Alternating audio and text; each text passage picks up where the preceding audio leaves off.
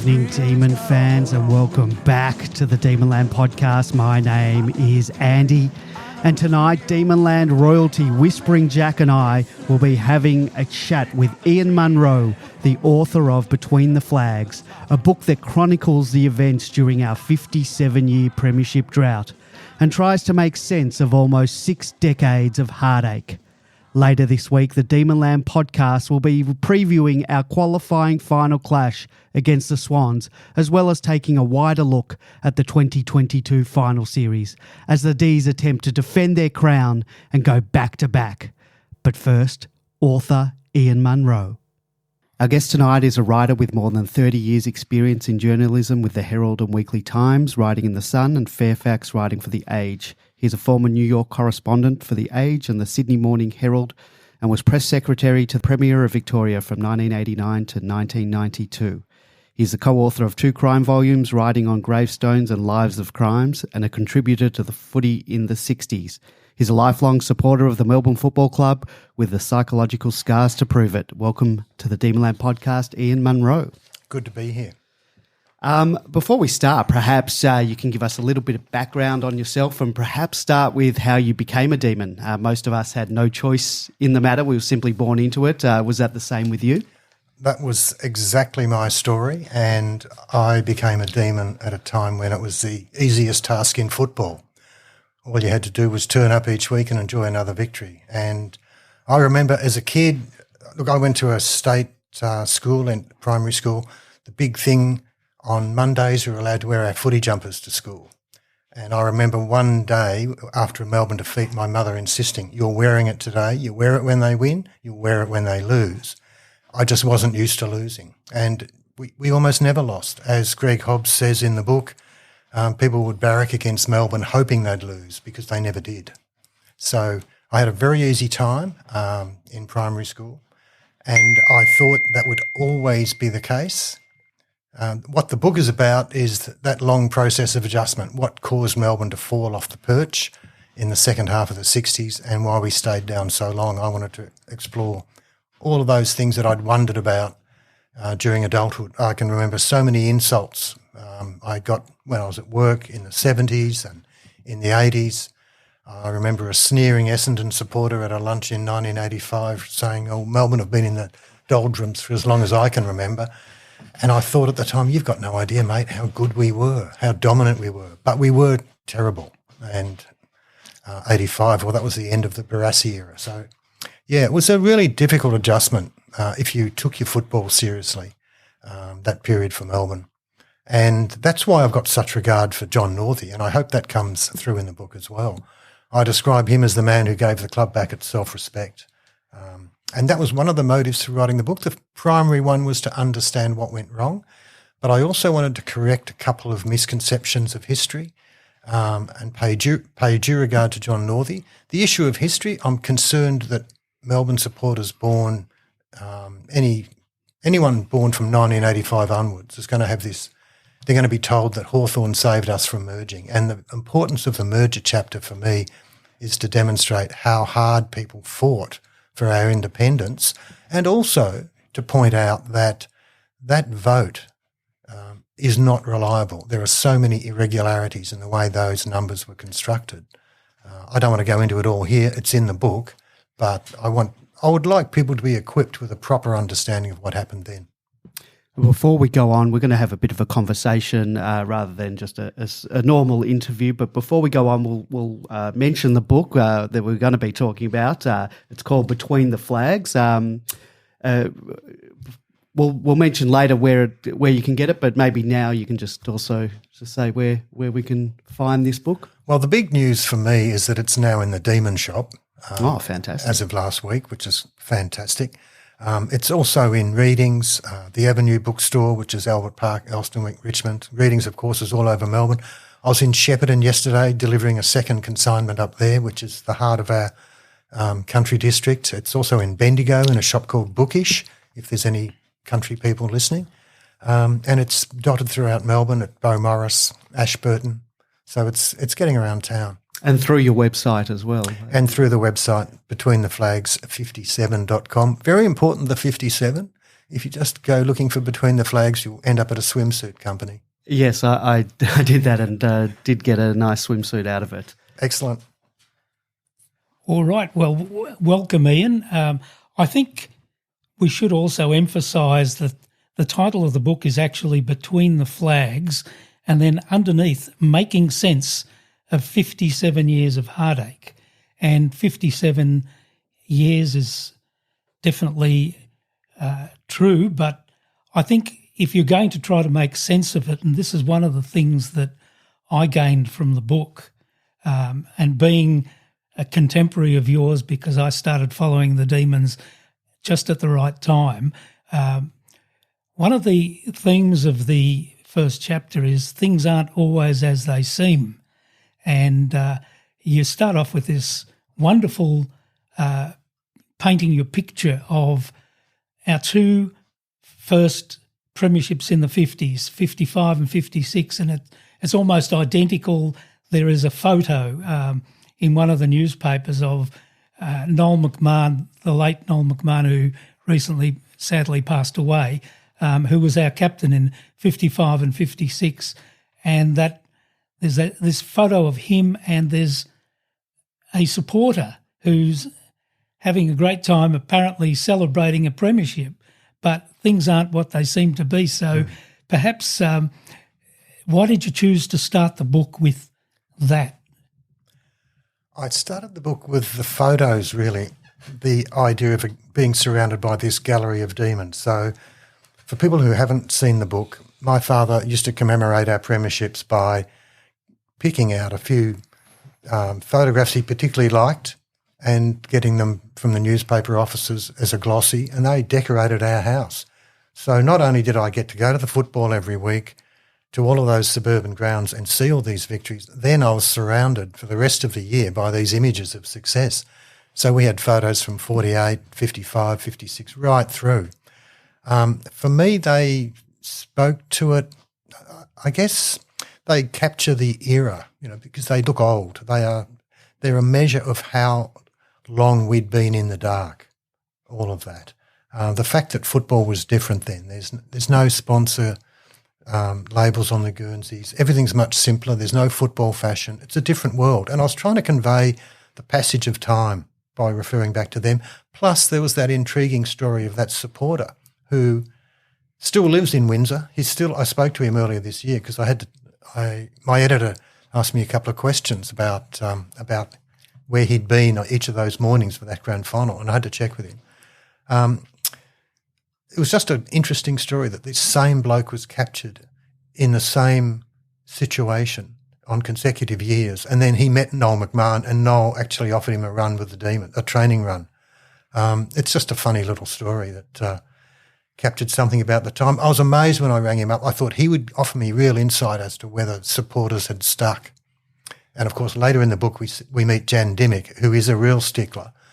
But I don't know if I should give you the punchline about that fella. All right. Well, you might have to read the book, buy the book first and then read it. But it's a fascinating line, and it really, to me, it resonates. One of the things that I've always felt about the Melbourne Football Club's downfall is I always believed that it began when Ron Barassi suddenly announced I'm going off to Carlton, or it began when Norm Smith was sacked in 1965, all post the 64 grand final, post that wonderful golden era of 6 premierships. But it suddenly dawned on me that really this period of 57 years was almost predictable. It was like an experience I had recently.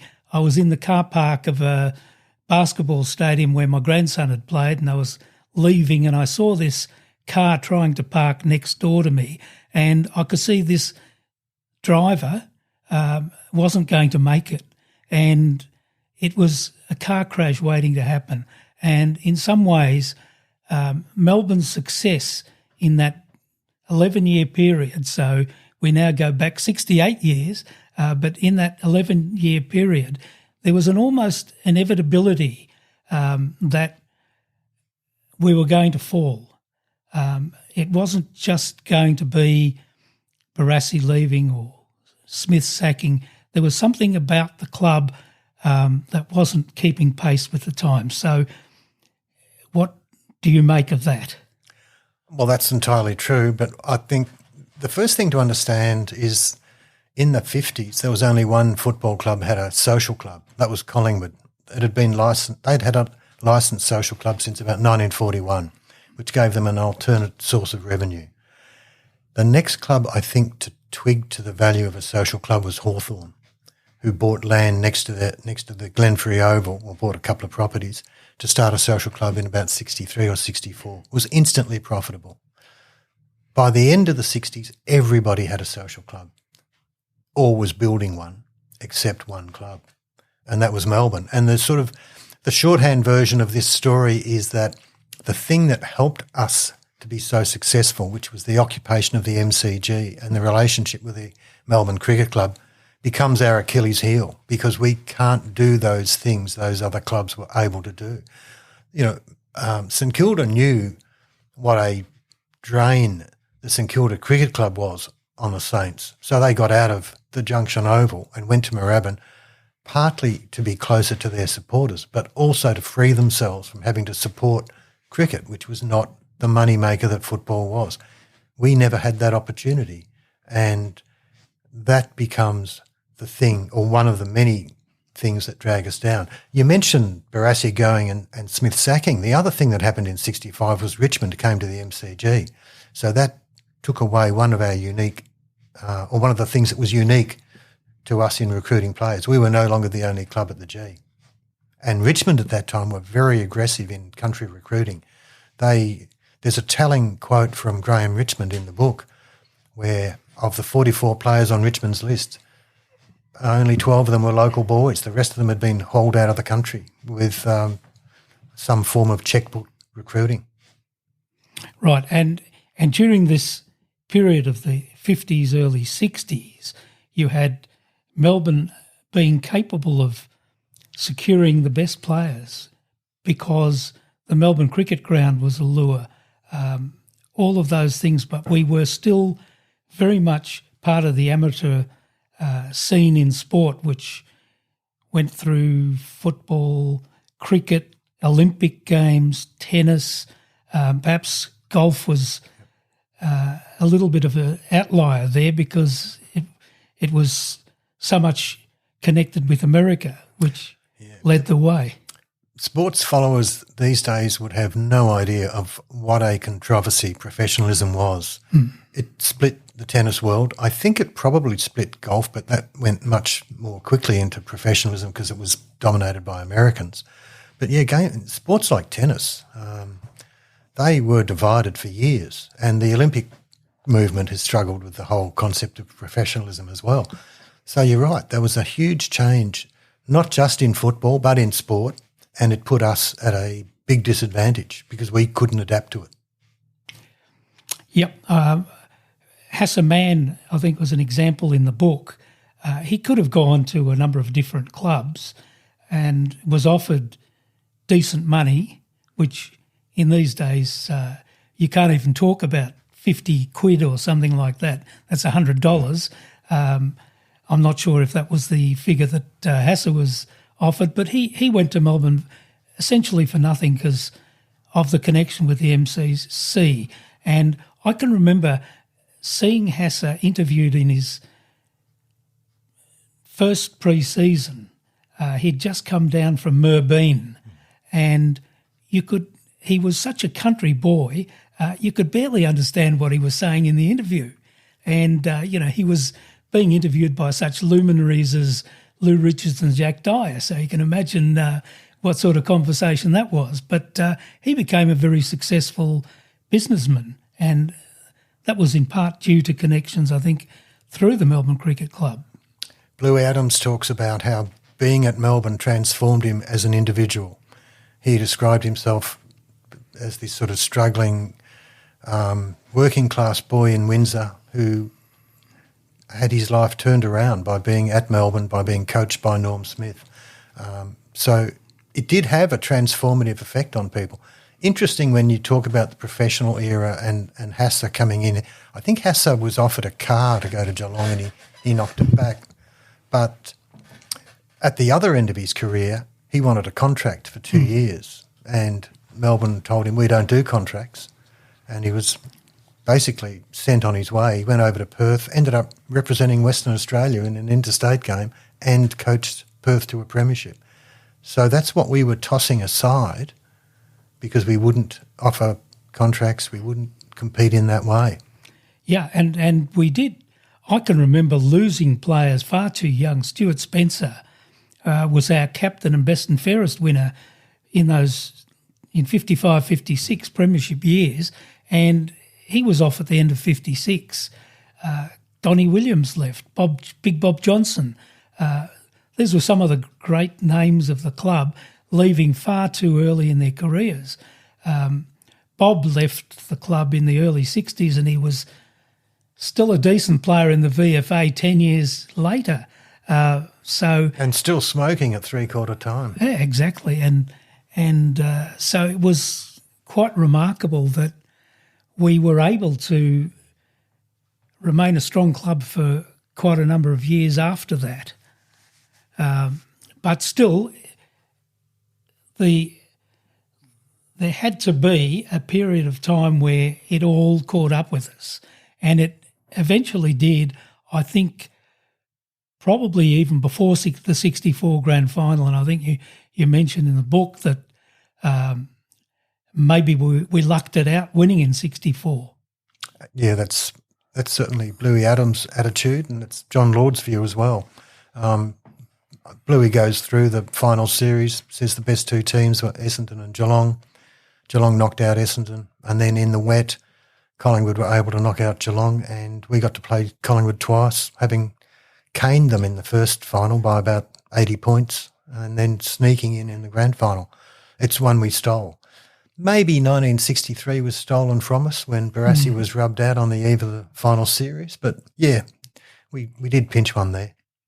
Yep, and really one of the things that struck me in the book was I think Norm Smith recognised that at the end of 64, and he was making comments like, we really need to do a little bit more if we're going to remain strong. So he must have realised that we're not recruiting well enough, that there's something more that we need. And in effect, for the next few years, things happened on the ground in terms of recruiting that actually worked against us. And I think in the book you describe the scenario where we were probably our own worst enemy, in that we ended up voting for country zoning. So perhaps we can introduce that subject, which looms very large in the book too.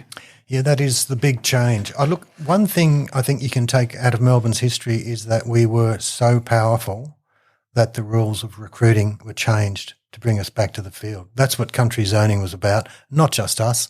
Collingwood and Essendon as well dominated recruiting from country players. If you looked at the 1960 Premiership side, half of it came out of the bush. They were either directly recruited from the country or, like Barassi and Bob Johnson and John Lord, they followed their fathers who'd been country players recruited to Melbourne.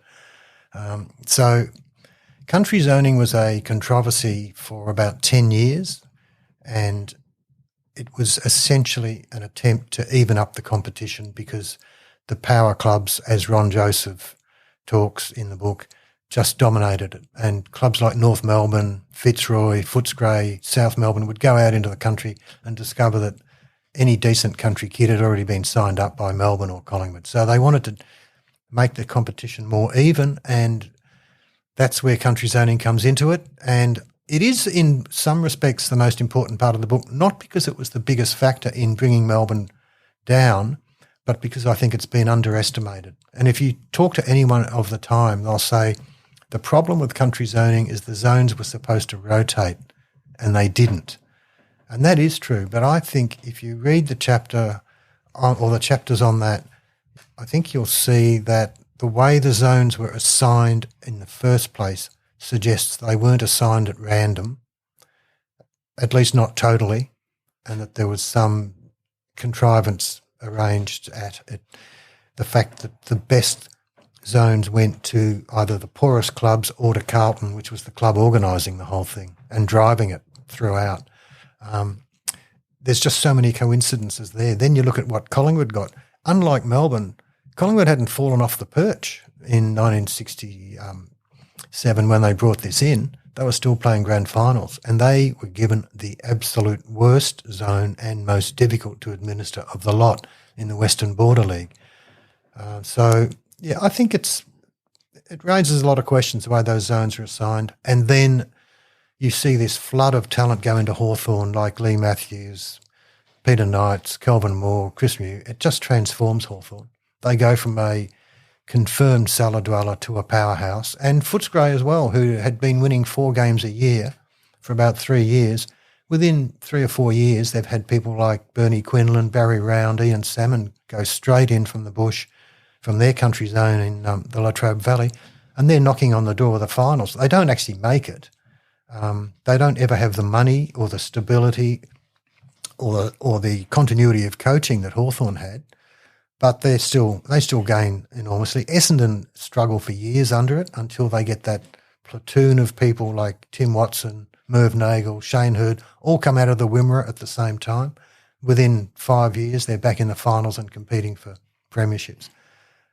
Our best player, we waited for almost the end of country zoning to get our best player out of it, and that's Gary Lyon. We also had Peter Keenan and Rod Grinder, who played 100 games, but clubs like Footscray and Hawthorn, they had 1,500 game players come out of it. 7 members of Hawthorn's team of the century came out of there. Gary Lyon is the only one member of our team of the century to come out of our country zone. So they were wildly different. And there's one thing in the book that people may overlook, and it's a reproduction of a newspaper article from the Herald a few days after the zones were assigned. You can see which zone each club has got. Take a look at the population of 16 to 20-year-olds in those zones. Don't just look at the number of recruits they've produced in the previous 3 years, although that's wildly different, but look at the population. Our population was 1/3 of the biggest zones. So your talent pool is a fraction of what other people have. So that was enormously influential to me. But also we had a problem with our metropolitan zones in that they tended to be older suburbs. And the one thing that came through that was really quite a smart thought by St Kilda was they realised that footballers grew where young families were. Older established suburbs, families are older, there's fewer kids running around. St Kilda were looking to go out into the southeast because that was a growth area. And unfortunately for them, it was Hawthorn who got that zone. But that was an insight which they had, and it was smart planning. Our suburbs like Murrumbeena and Bentley tended to be older and more established. And so we weren't getting a lot out of either our metropolitan zone or our country zone. That's right. And I do recall that at one point in time in the early 70s, our metropolitan zone was expanded to take in the city of Chelsea. Yep. And that was virtually 1 or 2 years after Hawthorn had recruited Lee Matthews and his brother Kelvin and Mike Moncrief, 100-goal kicker, I think, at Hawthorn. Yep. These guys, we were pretty stiff. These guys all went to Hawthorn, and then a year or two later we get their zone, and it took probably almost 10 years to produce Gerard Healy. We got David Neitz eventually too out of that Edith Vale Aspendale area. But yeah, that's right. It was bad timing. But what happened was that part of Hawthorn's zone in the first instance should have been included in the metropolitan area. And after 5 years of country zoning, that was soaked up. And that's why we were pushed a little further south. They lost a little bit of the Mornington Peninsula, and they were given a large chunk of Footscray's zone in West Gippsland as compensation. So they won at both ends. Yeah, well, I mean, I think there is an element there of perhaps not being quite honest when we were told at the beginning of country zoning that there was going to be a rotation after 5 years, and that, if you miss out the first time, then you might get a strong zone the next time. They told us a lot of stories that perhaps turned out to be lies, and one of them that I picked up in the book, but I'm not sure that it's mentioned all that much. But we were told, I think, at the beginning of country zoning that players couldn't be recruited just to play in the under-19s. And then a few years later, there were plenty of country players playing in the under-19s. There was a concern at one stage that players could be warehoused. So if you had, say, a multiplicity of good, promising young kids, you didn't necessarily use them all, but you wouldn't clear them to other clubs, because clubs could still clear country kids in a deal. But I remember seeing some articles complaining about Carlton warehousing kids in Bendigo, and they wouldn't clear any of them, but they weren't playing them either. So at some point in the 70s, and it's not clear, I think it's around 76, 77, the concept of junior lists was introduced, and you had to nominate the kids you wanted. And if a young player was not on that junior list, they were fair game. And that's how Alistair Clarkson, who came from Conniva, which was in Essendon Zone, ended up at North Melbourne. And I think it's how Craig Scholl ended up going to North Melbourne as well. And it's how Adrian Gleeson ended up going to Carlton when he was zoned to Fitzroy.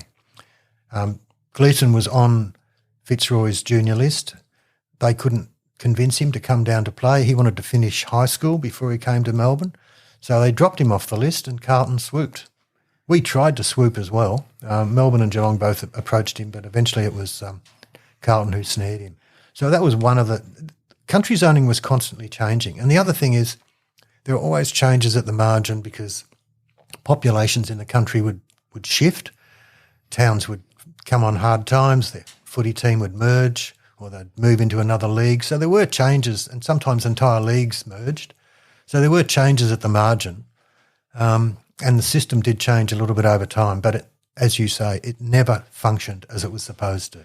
And Essendon supporters would be really feeling bad now. They missed out on Clarkson before his career started. Exactly. And they've just missed out on him as a coach. So there might have been a sentimental pull if they'd actually had him on their junior list back then. Precisely. All right, so we get then on into the 70s and we've still got country zoning, but there are other things at work at Melbourne where we're really not performing well as a club. We've got coaches coming and going. Ian Ridley looked very promising as a coach at the beginning and had a lot of support, and he didn't last. We had a foray into recruiting players from interstate we had Graham Malloy, who I thought he was a terrific footballer, recruited in the late 60s, and then there was gentleman Jim Tilbrook, who was a bit of a messiah, and I think that was one of the complexes that Melbourne had. We were always looking for another Ron Barassi, another messiah to come and lift the club, because initially when we dropped down in the mid-60s, we were all thinking, well, it's going to be short-term. Somebody will come along and lift us again, but it never happened. I thought it'd take 2 years, but then I was a kid. I didn't have a clue. Well, that's... Tilbrook, the impact of Tilbrook, according to Dick Seddon, was more significant than the fact that we recruited a fellow who wasn't the player we needed him to be. It also discouraged the MCC from supporting any further recruiting of that sort. They just wouldn't write the checks. So that's an enduring impact of the fact that Jim... Look, the thing is too, he had a crook back, as I understand it. He had to stand out for several months, even when he first arrived. I did see him rescue us at the Arden Street Oval in his first year, 2 mighty punts. He was a magnificent kid, but he just couldn't get the ball enough. And someone told me that Jim said to them, the problem for Melbourne is I only ever played 3 good games in my life, and Melbourne were there to see every one of them. Mm-hmm. Well, he did play in about 6 premierships with Sturt. Yeah, exactly. It was probably past his prime when we took him, actually. But and then we went on to Bobby Skilton era and came within as Rex Hunt would say, a 15th of making the finals, and only to miss out that fateful day at Collingwood. We're all watching us beat Collingwood, and then the Collingwood fans are laughing at us because we were relying on Carlton to beat Footscray, and they drew. That's right. But on the other hand, that defeat confirmed Collingwood as the wooden spooner for the first time in their history. So that was my compensation. They were laughing at us. I was laughing at them. Well, there you go. And the following couple of years weren't too bright for the club after almost making it. No, Bobby Skilton's next year just didn't live up to expectations, and then we took a turn to an experiment with someone off the committee in Dennis Jones. It was a disaster. Look, the club had no direction throughout that period. Stephen Smith says he doesn't know what the club thought they were doing when they appointed Dennis Jones as coach. It was a disaster. It was probably as bleak, maybe not quite as bleak as the most recent difficult period we've been through. I think one of the most important things in the book is the thing or the comments Todd Viney makes regarding what we did when Mark Neild was sacked. He said the footy people looked at one another and said, we cannot go on just sacking coaches. And they had to get much more fundamental in how they approached a rebuild. And in a way, what we were doing with the Bailey-Neild period is just what you were talking about in the 70s. But we didn't ever have that process of sitting down and working out, as Todd said, what do you want as a club? What do you want us to be? Simon Goodwin, in his comments after the Premiership, he makes references to Todd's work at the club as well. And I put those two, it's in different chapters, but I put those two passages together and think there was clearly some very serious work done at Melbourne prior to the recruitment of Paul Roos in terms of looking at what we wanted to be as a club. And the one part of the book I didn't want to write was about Dean Bailey and Mark Neild, partly because I was overseas when Dean was appointed, but also because it ended so badly. I wanted to write about the merger to clarify that history. I wanted to understand about what went wrong for Melbourne, but I really didn't want to go into that period at all. But I'm really glad I did, because Don McClarty is very frank in the things he says in that chapter, and I think Todd gives us tremendous insight in his remarks at the end of the chapter. And that's obviously why I ended the chapter with Todd, because I thought his remarks were so prescient and so profound. Yeah, I think he talked about you've got to have the right DNA, and we didn't have it in the 70s. We certainly didn't have it in that very bleak period, the Bailey-Neild period, that whole era. You were lucky to be away. I have to tell you. So we managed to make it out of there. So how did that happen? Well, it is the process of sinking so low you can only go up.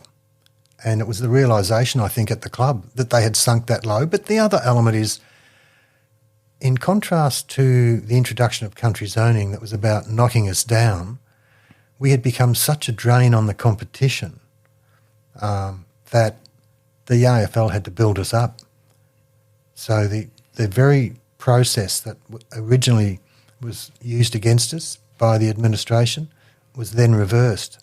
They couldn't afford to have a club that was struggling so badly that gates were down, ratings were down, the whole commercial element of the competition was being compromised, and they offered the support to get Roos in, to get Peter Jackson. They offered us help with the rebuild, and that's the other element of it, which unfortunately we weren't quite able to fix ourselves, although the things Todd talks about, wanting to have an identity and wanting to have a known way of playing the game, that's all really fundamental and it's incredibly important. But equally, we had support from the AFL, and that's the one thing that stands out. Right, and I guess at the end of it all, we still don't have a social club. Is that right? I think if you listen to the Demonland podcast, that's a common issue that's brought up. Does it matter now that we don't have a social club? It certainly did, obviously, in the 60s and 70s when the game became professional and commercial, and we still lived off the smell of an oily rag and were very much still part of the MCC that didn't want to open the purse strings. So does it matter now? Probably doesn't matter commercially. I mean, our merchandise budget or our merchandise revenue has gone through the roof, for example.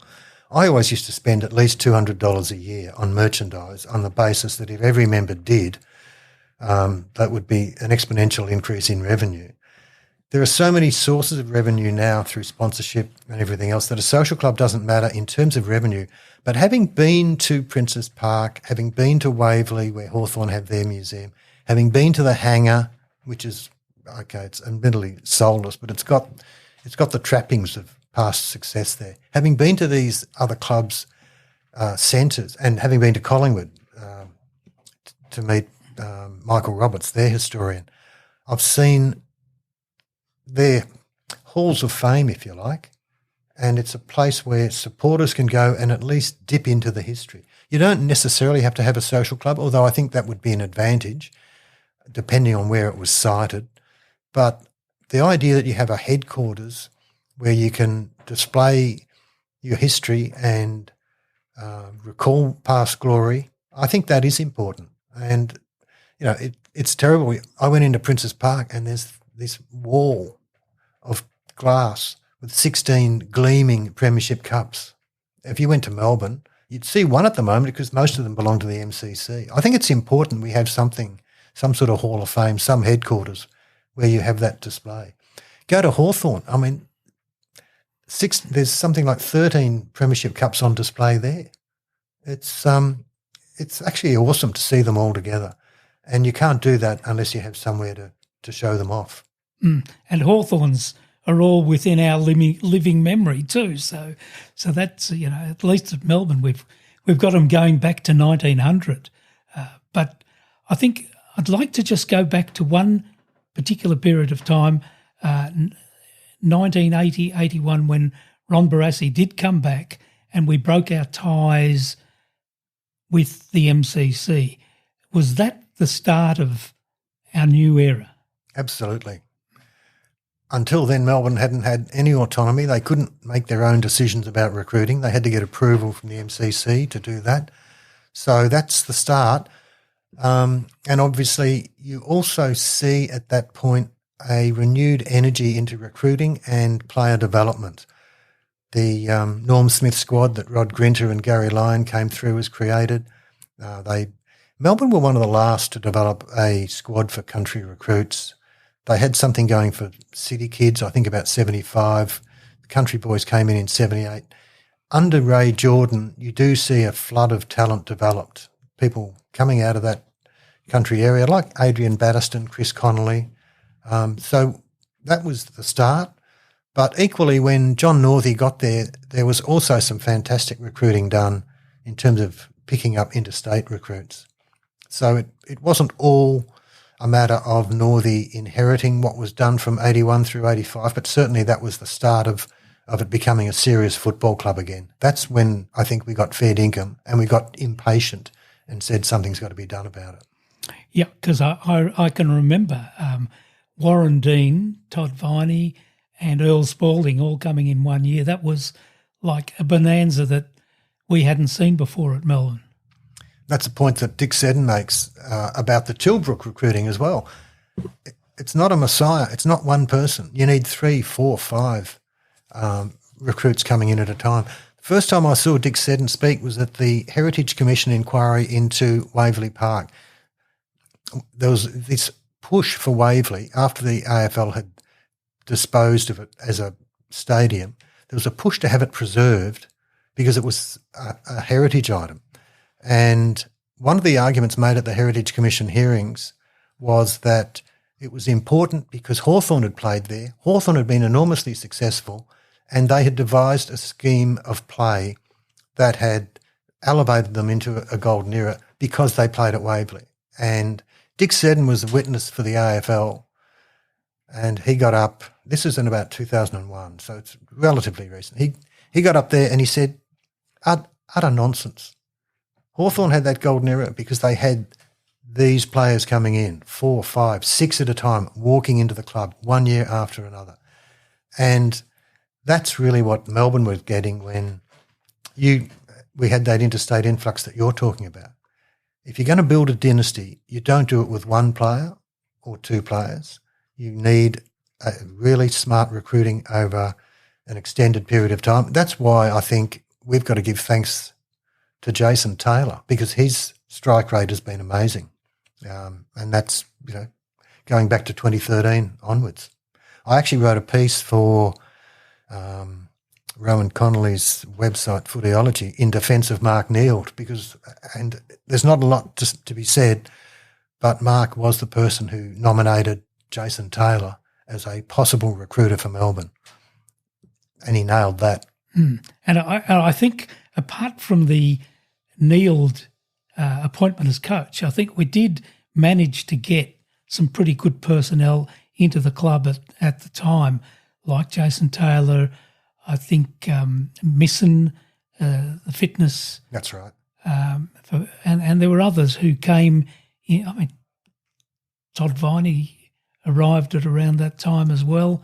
So we did have an influx of people who helped us through the ensuing years, the transition from Paul Roos to Simon Goodwin and on to our ultimate first achievement after 57 years, an unbelievable premiership, which I still can't get over that evening sitting at home in isolation watching that magnificent game.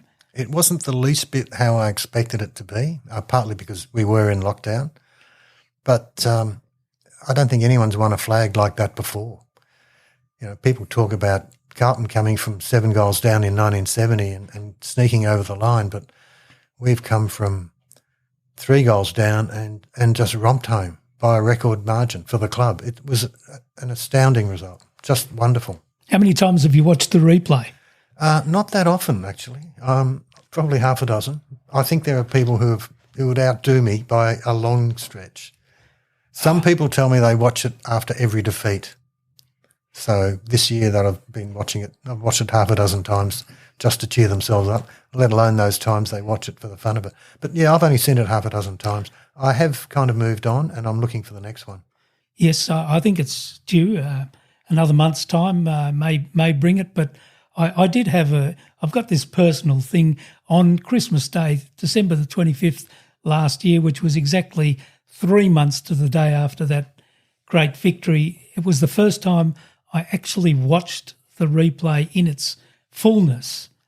And it was up on the Gold Coast, and I invited a few of my mates along, and at the exact moment in time, 3 months later, we had our party pies and sausage rolls and a few drinks and celebrated once again in the true way it should, with a whole lot of Melbourne supporters around you. What's your favourite moment? The bounce of the first ball, and it lasted for about 2.5 hours. Okay. My favourite bit is that goal of Petraka's, but in the third quarter.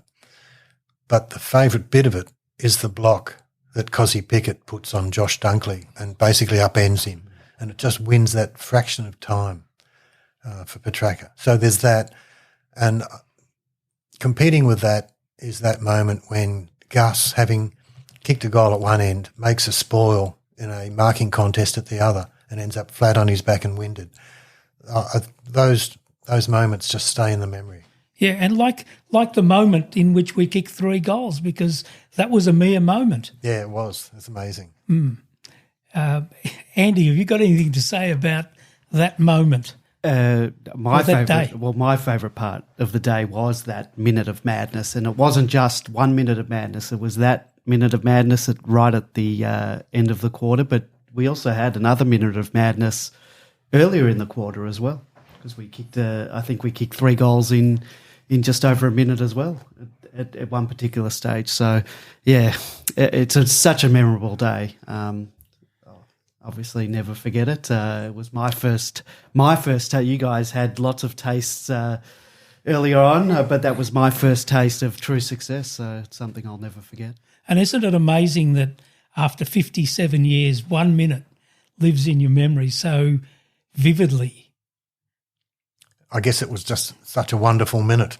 And that's why I went back to speak to Clyde Laidlaw. He was in 4 premierships. So I wanted to ask, I did ask Clyde, was there anything like this in your time? And fascinating that he played in the previous game won by 73 points, but he said it was nothing like this. There'd been nothing. It was a unique experience, and probably every premiership's different. And, what I learned from digging into the club's history, you see that run in the 50s and 60s, and looking back, it appears inevitable. But within those games and within those seasons, there were times when it could all have fallen apart, like round 17 in 64 when we were almost knocked out of the finals, or that game in 59, the second quarter in 1959, which Bluey Adams talks about in the book, which Barassi turns that game around when we're 3 goals down in the second quarter. So it looks inevitable looking back and when you look at the record book, but none of them were inevitable. They all had to be won and they were all hard fought. And that's also the reason I took the approach to the Premiership season the way I did in the book. You may not quite understand it. I'd finished the book in 2020 and I decided I wasn't going to publish until we'd won a flag. So in 2021, I kept a diary. I did my own match reports each week and I recorded what people were saying about the club, what they were saying about the competition, how it was unfolding, because I wanted to capture that and hold that mood in the finished chapter. I didn't want to write about a premiership through the filter of having won it. So I hope that uncertainty comes through in those chapters as well, and that nervousness. Nothing was ever guaranteed. And that's unfortunate. Well, that's probably the great thing about sport, and that's the attitude we have to take to this year. Nothing's guaranteed and everything's uncertain until it's decided. Well, how confident were you at the beginning of the year? If you're taking a diary, did you have some inkling that that year might have been our year? A very faint one, but I'd kept a diary in 2020 and 2019 as well because I decided in 2018 the title of the book. 2019's diary didn't continue for very long. And 2020, well, yeah, I had to keep it for 22 weeks. I was confident we were going to win one though. If it hadn't been last year, I thought it would have been this year. I was sure we would win one. And I remember when I interviewed Stephen Smith, at the end of the interview, I did admit to him, I'm not publishing this until we win a flag. And he did look at me like I was a bit of a weird dude and he'd possibly wasted his hour talking to me. But shortly after that, the club announced their strategic plan, and it was to play finals every year for 4 years. It was to make a profit every year, and it was to win a flag within 4 years. So I didn't feel quite so stupid. But even so, I didn't tell anyone I was working on the book because I've had enough ridicule in my life being a Melbourne supporter. I didn't want to invite more by saying, I'm writing a book, and guess what? I'm not going to publish it until Melbourne Football Club win a flag. And that just would have, I don't know, invited howls of derision. But yes, I was confident by the time 2021 came around that we were close. Have you been keeping a diary this year? No. Between the flags means what it means. It's actually that story. Yeah.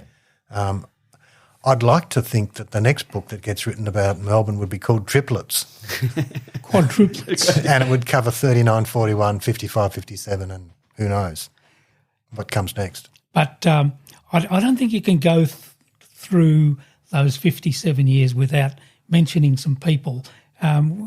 We did have certain players who made it all worthwhile going to the games even though we weren't travelling well, and you couldn't go through that period without mentioning Robbie Flower and his contribution over those years. It really was something to behold just to see Robbie.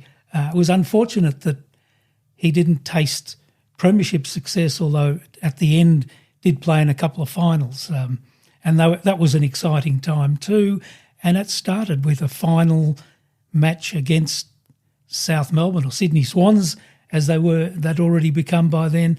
And, well, next week it's a return, Sydney Swans. So, but I don't think we could forget players like Robbie Flower, and there were others too over that period who were our favourites. And one of my personal favourites was a guy called Greg Park, who passed away on the day of the grand final. And that sort of sums up a lot of the sadness of the period of 57 years, but there were quite a few highs. I think you've made it quite clear that it wasn't all misery. That's right. That's another one of the myths I wanted to demolish. Look, just talking about individual players, Stan Elves was fantastic to watch. He was almost the equivalent of Robbie. I remember when I got my first 35mm camera, I just ran through so many rolls of film shooting Stan Elves flying along the wing at the MCG. Ray Biffin was a cult hero before we even knew that was a thing. Gary Hardiman was brilliant. Steve Smith. There were many very fine players. Greg Wells. There were terrific players who really bled for the Guernsey. They were just unlucky to be there at that particular time when the club wasn't equal to them. Yeah, and you could mention Brad Green more recently, and of course Jimmy, Brian Wilson, Peter Moore won a Brownlow at the club. Yeah, and I guess we shouldn't also forget, and it was interesting, Paul Roos made a point of messaging Jack Trengove and Jack Grimes after the Premiership, in his words, because they weren't there but they were part of it. And I thought that was really interesting. They'd been part of the rebuild. They hadn't, for various reasons, been able to sustain it. But, yeah, I mean, we do respect those people who, I'm loath to dump too much on the Goulburn Valley because there were people who came out of there who were good players, but we just didn't get enough, even though there were many terrific blokes and accomplished footballers who came up during that time. Right, and I suppose we should spare a thought for the 22 players who went down to Geelong something like 10 or 11 years ago and came home with the 186 syndrome, and that was a very tough period of time for the club. Yeah, I was boycotting Cardinia Park at that point because so much money had been thrown into it and they still treated you like cattle when you got down there. So I watched that game on television and somehow the TV remained intact.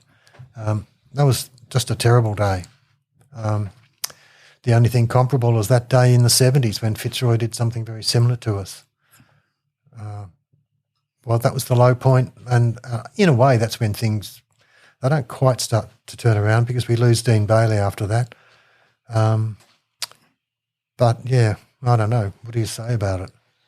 Yeah, well, I'm still boycotting Geelong at the moment, and in fact my last visit to Geelong was the day we played or were due to play, I think, whatever it was, an Ansett Cup or whatever cup it was, and I turned up to the ground and I knew there was something wrong when I found a parking spot right outside the ground. And it was the day that one of the pipes under the ground had busted and the whole wing was flooded and they called the game off. And so it was a very comfortable drive home from Geelong knowing that we hadn't been belted, and I haven't been back there since. Well, my last two visits were a win and a draw, so maybe I should keep it at that for the moment. Yeah, but from memory, that draw, did they come back from a long way behind? I can't remember. I remember we just sneaked out of there and got into the finals in one of Neil's years. We didn't go any further, unfortunately. Neil also is someone, I mean, he's much respected for the work he's done with MND, but Neil was also terrific for the club. Yep. That period, I actually know this for a fact. Chris Connolly said to me, and it's not true, I checked the quote, Chris Connolly said, Melbourne won more games from 1987 to 2006 than any other club in the competition. And I was tempted to use it in the book, so I had to check. That meant I had to go through every club and count how many games they won, which is easier than it sounds because there's a thing called AFL tables that has that stuff. But it's still an arduous task. It wasn't true, but it was almost the case. In that period of 20 years, we won as many games as everyone except maybe Essendon and Carlton, and we were very close to them as well. That is how good we were. We were, that was a terrific period. It had its ups and downs. I did say at one point I thought the Demons should have been renamed the Heartbreakers because they'd get us so close and then we'd fail. But apart from not winning a premiership, we were as successful in that period as any club in the competition. And we were an equal to Essendon and Carlton, who were the powerhouses of the time, but for that one thing. And that's what diminishes it. And there was always disappointment at the end of the season when you were knocked out of the finals. I remember losing to Essendon in a final, Alistair Nicholson on one ankle trying to prevent the winning goal. These years ended badly, and that's the 57 years of heartache. But within it, there was real achievement and there was excitement and an emotional roller coaster. Speaking of heartbreak, there was your book might have only been 23 years. We got into the finals finally after 23 years in 1987. Missed the grand final by the smallest of margins. What are your memories about sort of 1987, then getting into the grand final in 88 and being blown away? I didn't cry after the grand final last year. A lot of people have admitted to weeping. The closest I've been to weeping was at the Western Oval in 1987 when we made the finals, when it was finally clear. We'd beaten Footscray moderately comfortably, and then the news came through about the other game, and I got a bit teary then. That was just such a big day. And then to go out the next week, take on North Melbourne, who were a powerhouse. They'd been winning flags in the mid to late 70s. I think they played in 5 consecutive grand finals. They had a real name. And at the end of the game, some North Melbourne official described it as the most embarrassing day of his life. It was fantastic. I remember half-time in that game, we were 6 goals in front. We ended up winning it, I think, by 21 goals. 118 points. Okay, 20 goals. And that was our first final. It was unbelievable. And then the next week, we go up against Sydney, and I can't remember the banner was something about the battle of a tale of two cities or something like that, and then to flog them by 10 or 11 goals. And I mentioned in the book, there's a moment when Gerard Healy's lining up for goal and I called out, if you miss this, we'll let you come back, and someone said, we don't have him back. It was great to stop his run.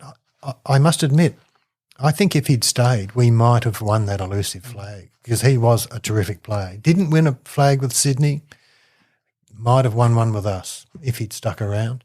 But 87, I don't see that as a missed opportunity. At the end of that game, Robbie Flower had a broken collarbone, Brian Wilson had a broken collarbone, and Hawthorn, for all their celebration at the end of that game, they were destroyed the next week by Carlton.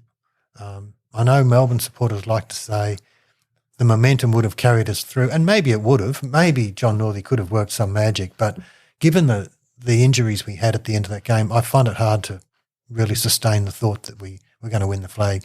The one that went missing is either 1990 or 94, although Russell Robertson is 98 is the one that tortures him. But, yeah, in there should have been a premiership in there. We were just disadvantaged in a lot of different ways. The Junction Oval was a problem. The facilities were appalling. Stephen Newport is there as a coach and a ball of maggots falls out of the ceiling and lands on his computer. Craig Cameron, first thing he had to do every day was clean the possum droppings off his desk when he got in.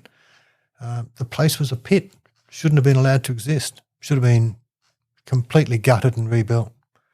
And as the players say, it was not a place where you wanted to stick around. I mean, it wasn't until I think the pre-season, either 2020 or 2021, that we were actually training on a full-size, MCG-size ground. Well, there's that too. And look, there's so many things you can talk about. This is completely off to the side, but I'm going to chuck it in there. In the chapter about the merger, I do try to be very fair to Ian Ridley, because I think he understood the problems the club had, and he was trying to make a quantum leap into the present. Normally you make a quantum leap into the future, but Melbourne was so far behind the 8 ball. He was trying to get us a quantum leap into the present. But if he'd taken us to Glen Ferry, how long would you have stayed there? That was not a viable long-term training base. And we see that in the fact we've rebuilt Gosh's paddock and reconfigured that. Not only were we not training on an MCG-sized ground, we were training at Elstonwick Park one pre-season. When I interviewed Neil for the Demon magazine in 98, we were at Caulfield Grammar.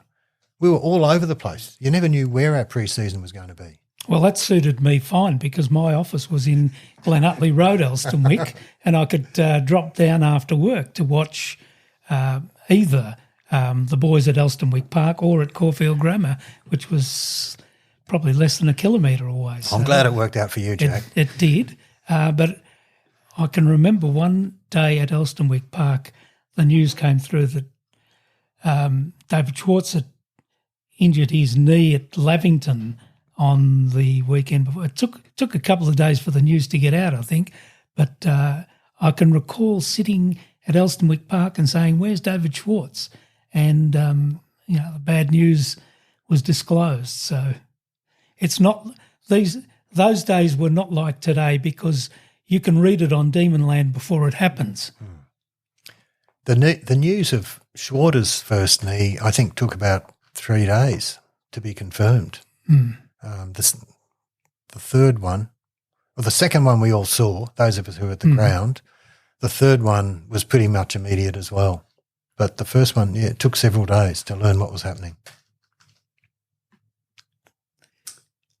All right. A moment's pause in memory of David Schwartz's knee. Yes, exactly. What could have been? Well, I just want to pay tribute to one player that we haven't mentioned, Jeff White, and he was a terrific player, and he came over here from Fremantle, and I think it's a blessing that he did, because for those of you who, and we all like looking to the future, I think he's got about 4 boys who are all showing a bit of talent. So Jeff White, and I think he was a recruiting coup that was really important at the time. From my perspective, we hadn't been doing all that well, and getting him back into the side reinvigorated us. And Jeff Farmer came in about the same time as well, and that was enormous. That I don't bet on football because I find it costs me too much emotionally. So why burn money as well? But the one time I wanted to bet on football was after the 97 season. You could see in those last few games we were building into something, and that was the year to put a lot of money on Melbourne to make the finals the next year. And I think we went from 14th to 4th. And that was Jeff White, it was Jeff Farmer coming in. And it was real excitement. Thank you for your time today, Ian. We really appreciate it. Your book is called Between the Flags. Could you please tell all of our listeners again where they can find it? Sure. Well, it's at the Demon Shop. It's at Readings, the Avenue Bookstore, Bo Morris Books, News Extra Ashburton, Collins Booksellers in Shepparton, Bookish in Bendigo, and I think have I done the lot? I reckon that's the lot. Yeah, I think so. And betweentheflags57.com, is it? Yeah, for those who are in more interstate or areas of the country, they can't get to a bookshop, it's at betweentheflags57.com.au. Excellent. Well, thank you again for your time, Ian. We really do appreciate it, and go Demons. Yeah, Absolutely. go D's. Go D's.